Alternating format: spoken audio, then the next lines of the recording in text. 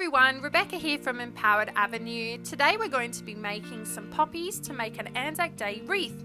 This is a super easy activity that you can do with children of all ages. And if you're new here, don't forget to subscribe to our channel for more videos like this. Today you'll need scissors, some red and black paint, paintbrushes, a paper plate or some card, glue, some green paper, and of course some egg cartons.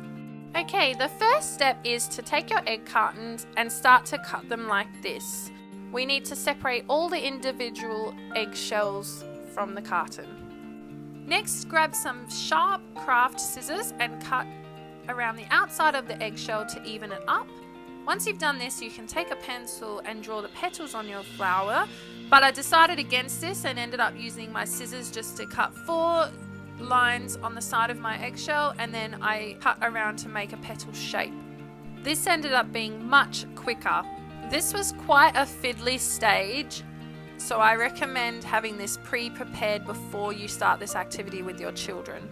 Once that's done, it's time to paint. We painted all the inside and the outside of the petals red, and then we painted the inside circle black. If this video is giving you some awesome ideas, don't forget to like this video and subscribe to our channel. This next step is unnecessary if you are using a paper plate. I didn't have any at the time, so I just laid my poppies out in a wreath on top of some card, and I traced around the outside and the inside to make our own. Then we glued all the flowers down. Next, we wrote out our banner, lest we forget. Then I drew some leaves onto some paper as a template, and we cut those out as well. Arrange them however you would like onto your wreath. Almost finished, guys. Make sure you've subscribed to our channel for more videos like this one.